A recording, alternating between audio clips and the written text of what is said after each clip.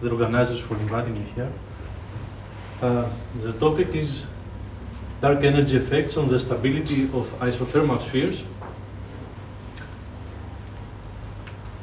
First, I'm going to revise some basic topics regarding Newtonian gravitational instabilities. We will be working in the Newtonian limit, which is appropriate because, as you know, dark energy is important at high distances, and it does not apply to relativistic objects. Although, when you do early time cosmology, you need relativity, okay? So, let me remind you the thermodynamic properties of self-gravitating gas. So, assume you have an ideal gas, but you take into account gravitation. So, every particle of the gas interacts mutually with each other through gravitational force. First of all, the energy and the entropy of the gas become non-extensive.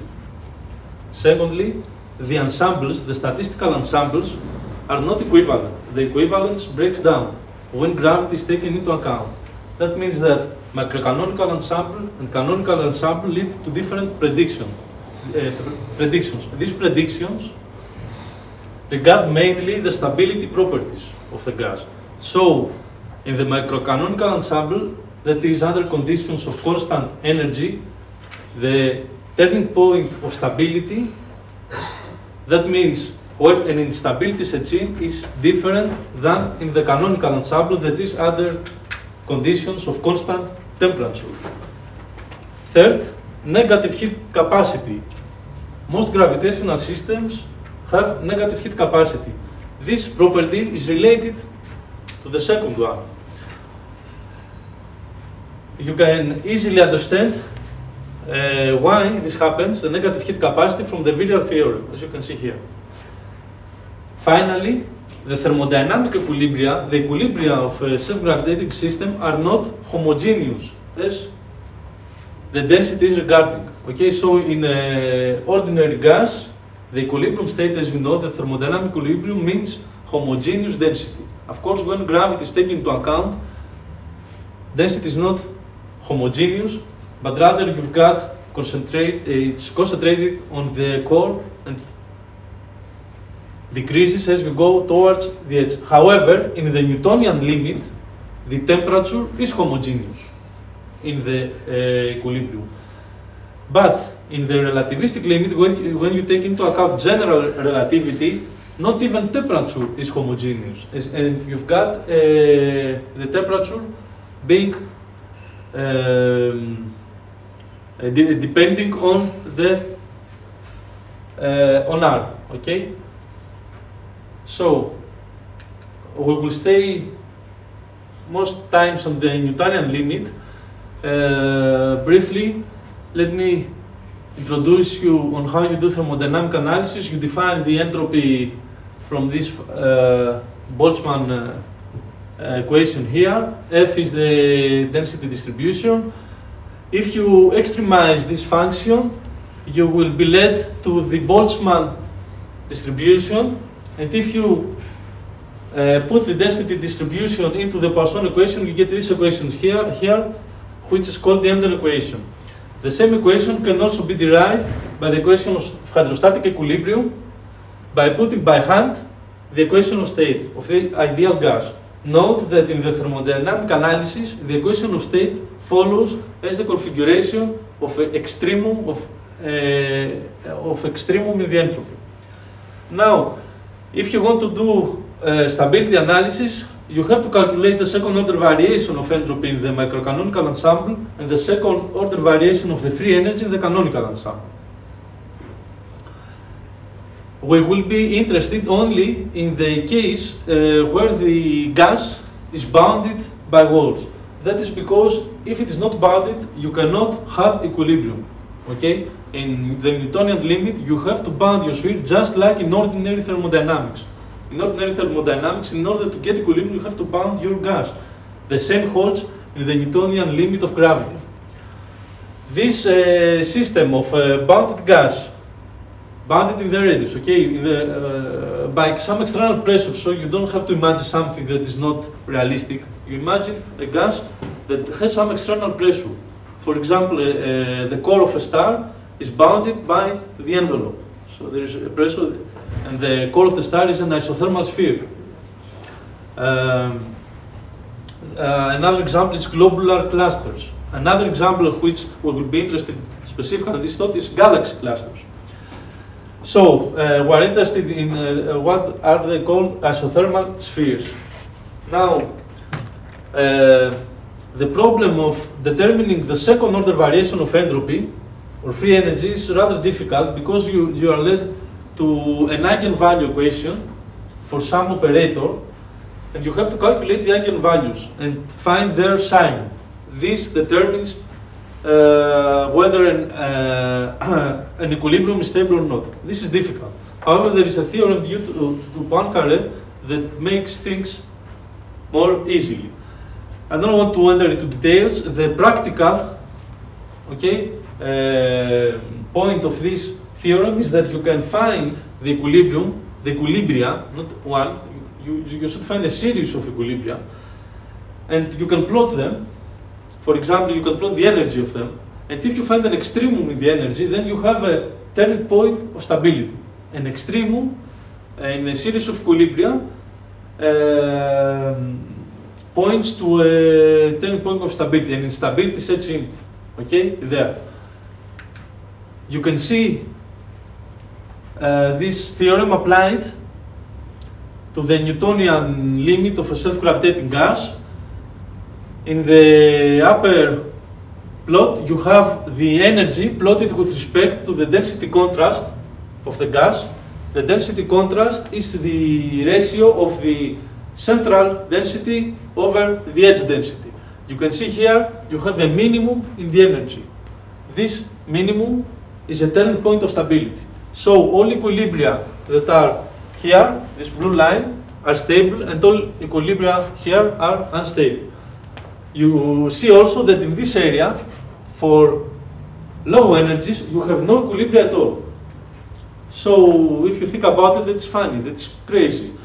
Imagine a sphere, you put in gas. So you imagine you increase the energy, you put more heat. The relativistic intuition is that at some point, this sphere will become unstable. It will collapse because you give too much energy.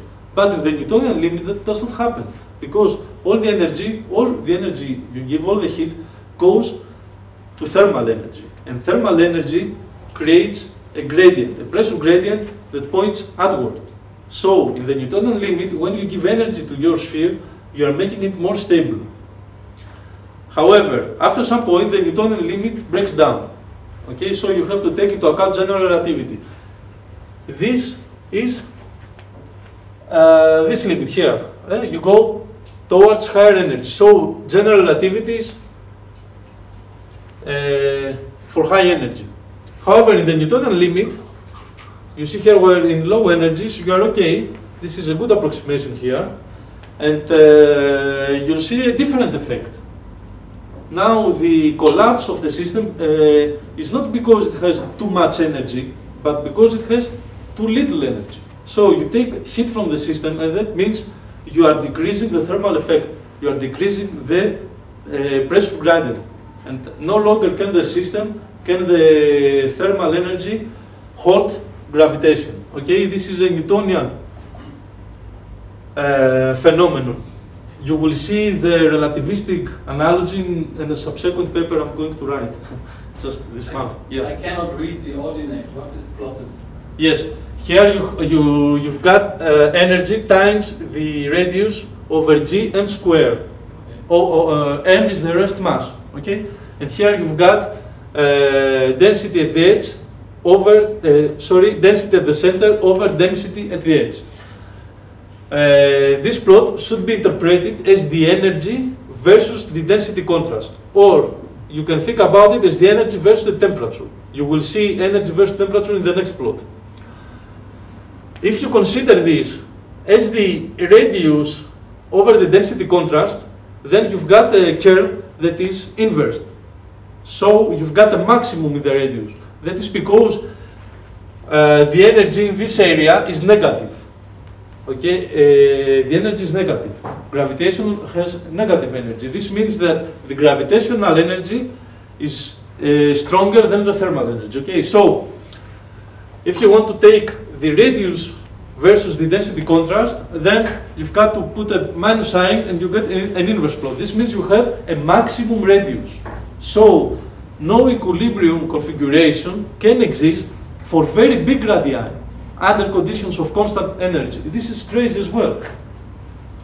Because your relativistic intuition again leads you to suspect that the instability will appear when you contract the sphere, not when you expand the sphere. However, under conditions of constant energy in the macrocanonical ensemble, this is very important that we are talking about constant energy. If you begin to expand the sphere, okay, then the thermal energy is diminished. Okay, temperature is decreasing when you expand the sphere, and after some time it cannot any longer support gravitation. In the canonical ensemble, things are a little bit different concerning the radius. Okay, in the canonical ensemble, the instability appears at small radii when you contract the sphere beyond some small radius. That is because in the canonical ensemble, you're supposing your sphere is bounded by a heat bath. So when you contract it, it wants to increase its temperature, but heat is radiated away to the heat bath. That phenomenon does not happen in the macrocanonical ensemble. So as heat is radiated away, after some point, thermal energy cannot hold gravitational collapse in this case. However, again, the instability happens at low temperatures. This is the inverse temperature plotted here. So if you want to see the temperature, you have to inverse the plot.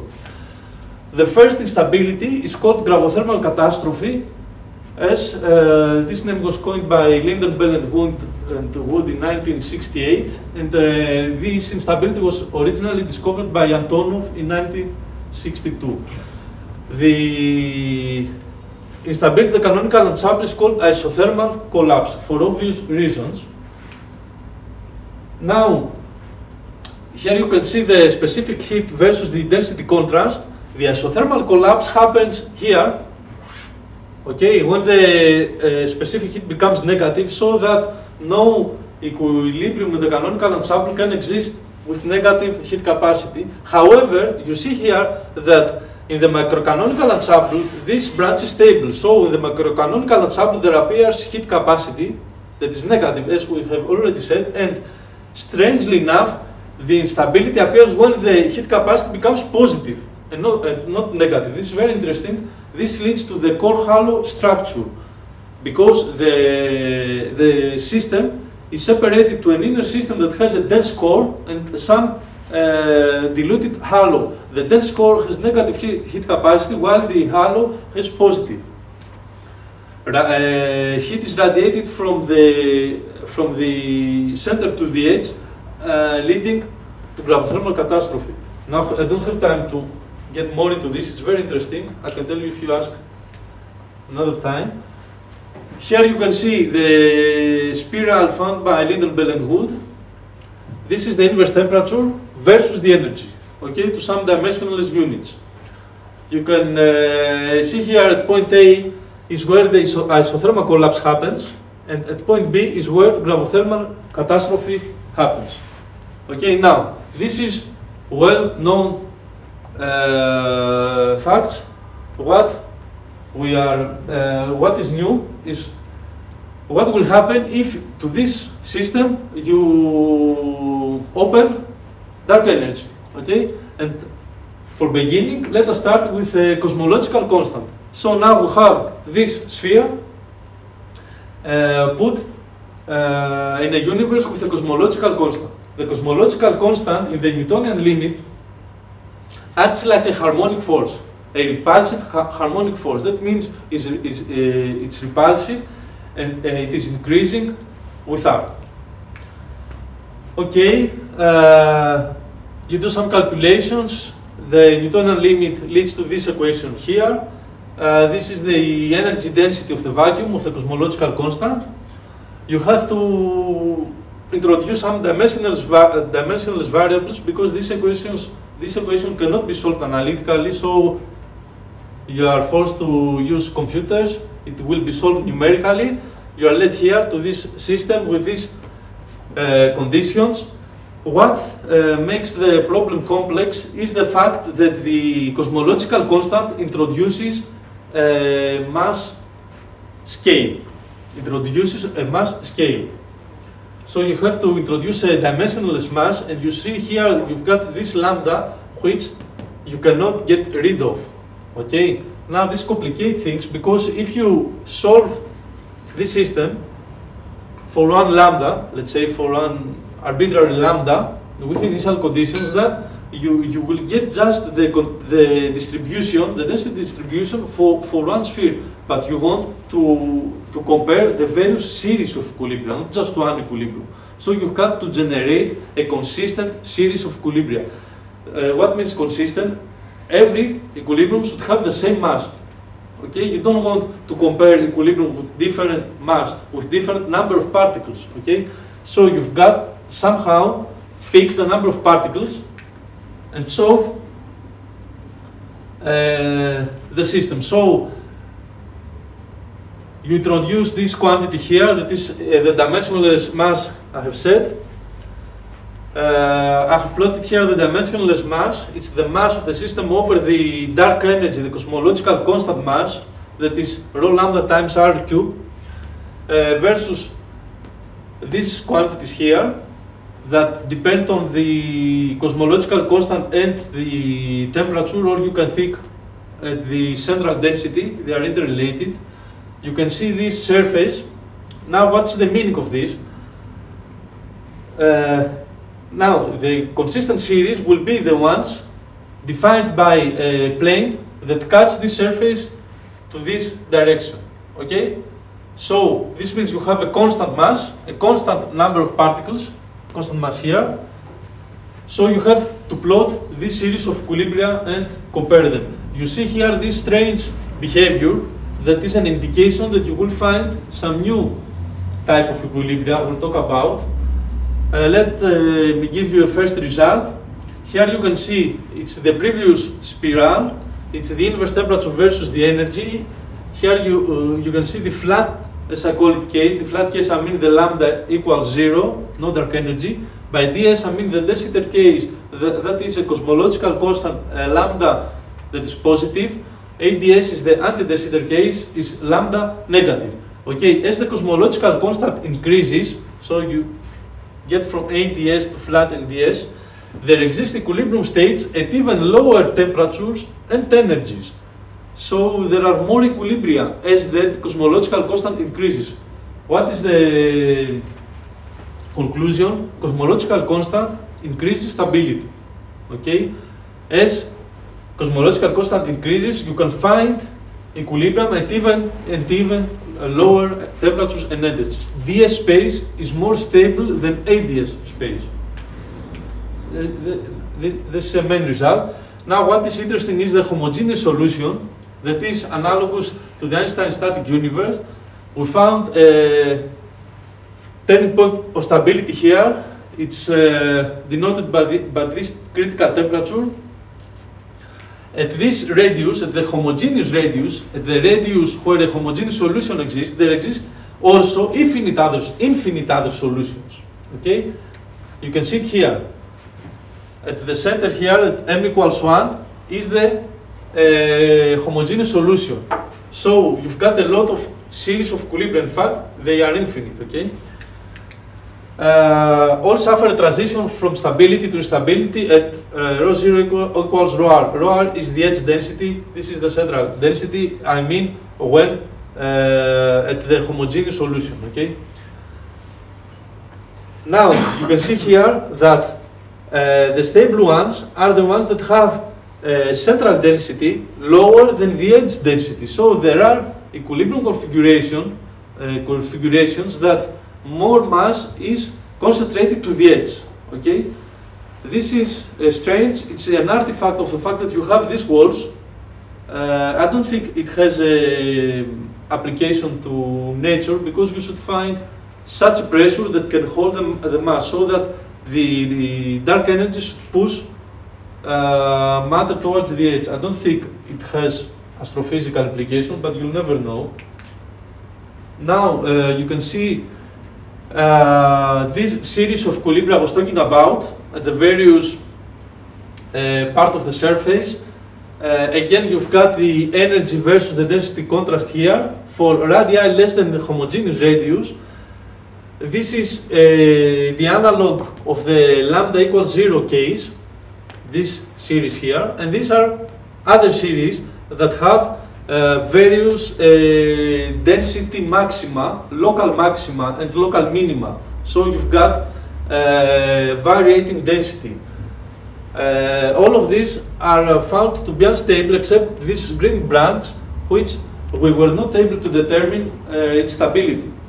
That is because it's easy to determine if a series of equilibria, if equilibrium is unstable, because you have just to find one unstable mode, but it's very hard to prove stability, because you have to check all modes. So what you do is you take some limiting case and you prove stability for some limiting case from the second order equation. However, for this branch it was very difficult, so we are not sure. They probably are unstable.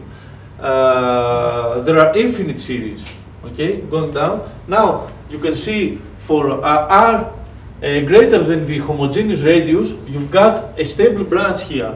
There is no transition to stability. So for R greater than R homogeneous, there is no Antonov instability. Okay, it's very, very stable configurations here. Of course, these are again unstable. In the canonical ensemble, you've got a similar picture. This is the temperature versus the density contrast as well. Okay, some details here about how to calculate the instability using the second variation of entropy, not the Poincaré's theorem. We have done that as well. You have to solve an eigenvalue problem. It's rather complicated, but we used this code to check various equilibrium here. Now you see the critical temperature versus the cosmological constant.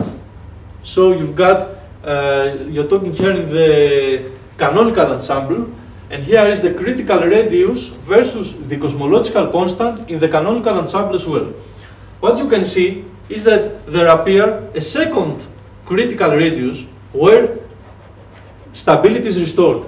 So when you have a cosmological constant and you begin to lower the temperature, just like in the flat case, an instability sets in at some point. But if you continue to lower and lower the temperature, stability is restored to some point. That is because temperature is low, dark energy can hold the gravitational collapse. Okay, that is because dark energy is repulsive. At this point here, this is a strange point where everything stands still. So at every point, you've got the dark energy force equating the gravitational force. At this point here.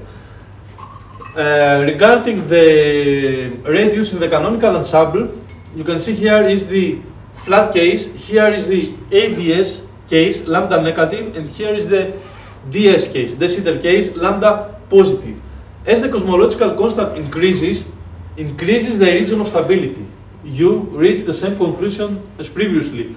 Cosmological constant increases stability. And you can see that the ADS case, the anti-de Sitter space, is very unstable. At this point here, you've got almost no equilibrium. From some point of lambda value and beyond, you've got full unstable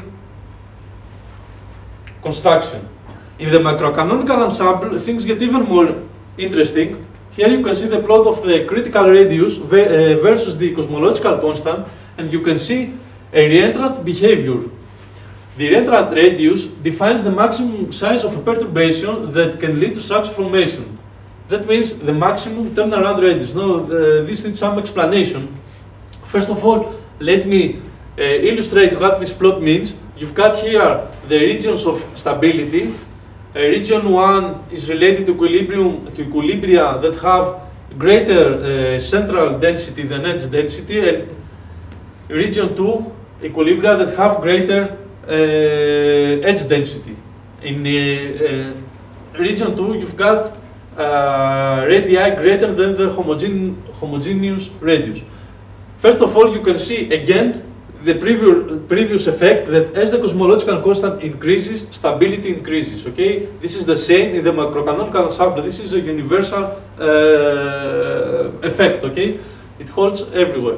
So as the cosmological constant increases, at some point there appears a second critical radius where again equilibria are restored. So imagine you fix the cosmological constant to some value and you begin to expand your sphere.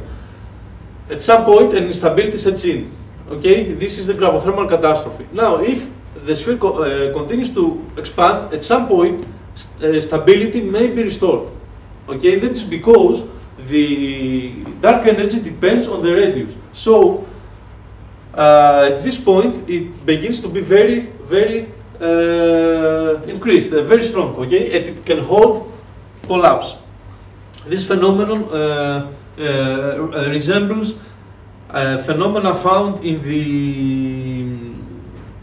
spin systems. Okay, whenever competing interactions are present, and they are called reentrant phase transitions. Now, why do I speak about the maximum turnaround radius? Imagine the universe expanding, and imagine a perturbation in the density. At the beginning, the perturbation will follow the expansion. Okay, but from some radius and beyond, it will decouple from the expansion, and instability will set in, and the system will begin to collapse. Now, you may consider this equilibria here as the perturbation. Rather, okay, you may consider it as the perturbation. So you can see that the maximum radius. What is turnaround radius? You may be not familiar with turnaround radius. The turnaround radius is exactly the radius at which the perturbation will decouple from the expansion. Okay. This reentrant radius defines the maximum turnaround radius, the maximum radius at which any structure in the lambda CDM model can decouple from the expansion. Now, there is something strange, just a notation is this, you can see how similar looks this Newtonian effect with the two horizons in the Schwarzschild de Sitter space. I just would like to demonstrate that.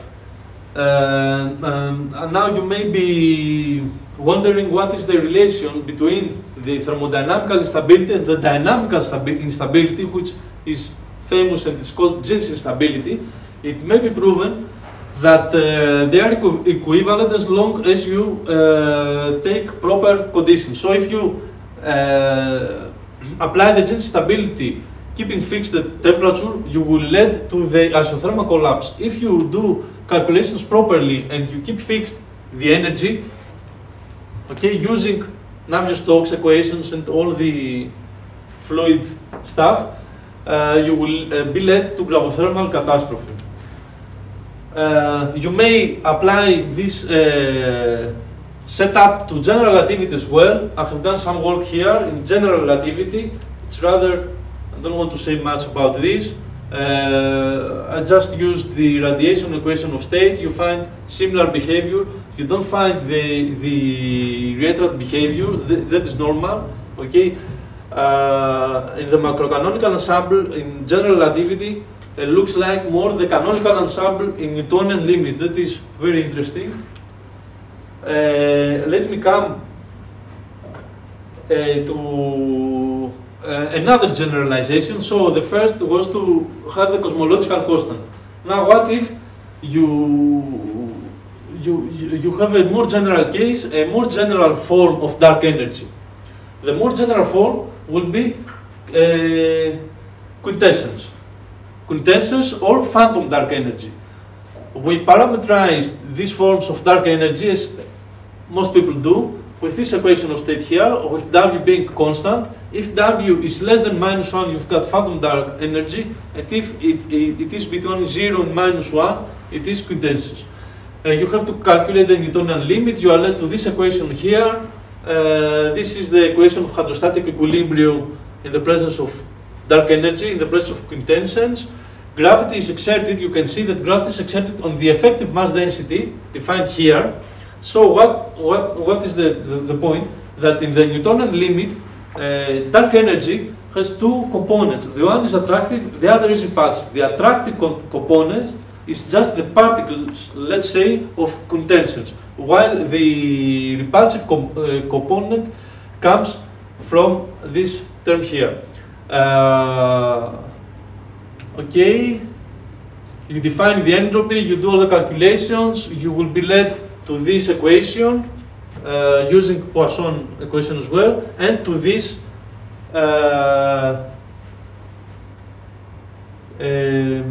distribution. Where is the distribution? Sorry.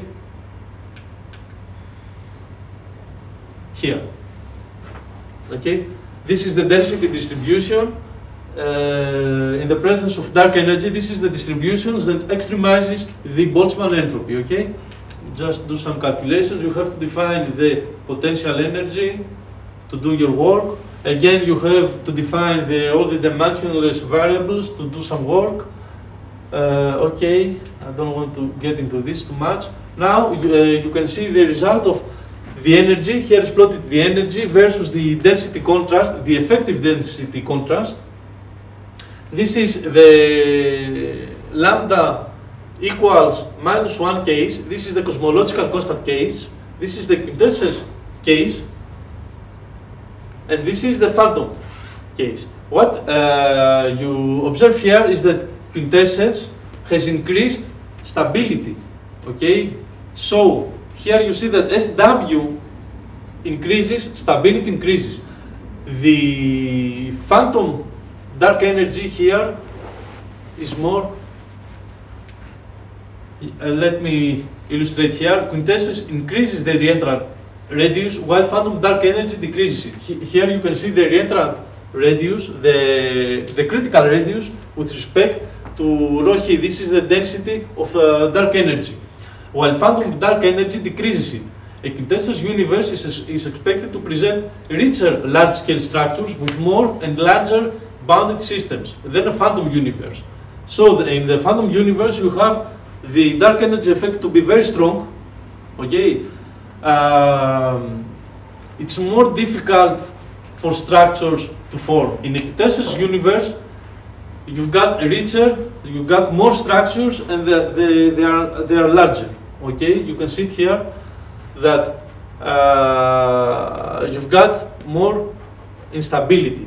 Instability is the source for structure. Okay, as the instability is increased, this makes structure formation more rich, more easy. This is the effect of quintessence with respect to the cosmological constant. Okay. This is the critical radius with respect to the canonical ensemble. You've got similar results. Now you may apply all this theory to galaxy clusters. Galaxy clusters are the largest gravitationally bound virialized objects. They have three components: the dark matter halo, X-ray emitting intracluster medium, and galaxy stars. What is important, what is more massive, is the dark matter halo. Okay, the intracluster medium is supposed to be isothermal, nearly isothermal. For our purposes, it's a good approximation. We don't want to fit the theory into the data. We just want to measure the effect of dark energy. So for our purposes, we think it's a good approximation to consider it as isothermal. Many people do that. And we also assume this equation here, that the velocity dispersion equals kappa T over m, the velocity dispersion of dark matter. This is also supported by simulations, and for our purposes, it's okay. Now we used some data for the virial radius, the virial mass, the redshift, the temperature of the cluster, so that we calculate various quantities. What we want to see is what is the effect on the density contrast. Okay, what is normally measured in galaxy clusters is the density distribution. That is what people are trying to find. So we are interested on the effect of the dark energy to the density contrast of the clusters. You see here the inverse temperature with respect to the density contrast. Okay, for the lambda equals 0 case, no cosmological constant, and for the cosmological constant case, they are slightly different. What in fact is happening? What is the effect? The effect is the density contrast to increase. In the presence of dark energy, the density contrast is increased in galaxy clusters. Here you can see how this effect is altered by the quintessence. So you've got this W here. This is the quintessence case. This is the phantom case. Here you can see the percentage of change. For the cosmological constant case, the increase amounts for about 1.5% increase to the density contrast. So, what are main conclusions? Lambda positive, the Sitter case, tends to stabilize the self-gravitating gas. ADS, anti-de Sitter space, lambda negative, tends to destabilize it. Reentrant phase transitions occur in the Sitter space. The reentrant radius can be identified with a maximum turnaround radius. There is a maximum cosmological constant value for which structure formation is allowed. This is in the reentrant plot, the marginal point to the right. This values this one. A quintessence universe is found to be more unstable than phantom ones, phantom one, so that it is richer and with larger structures. And dark energy is found to cause an increase to the density contrast of galaxy clusters. This amounts about 1.5% for the case of the cosmological constant. That's all. Okay.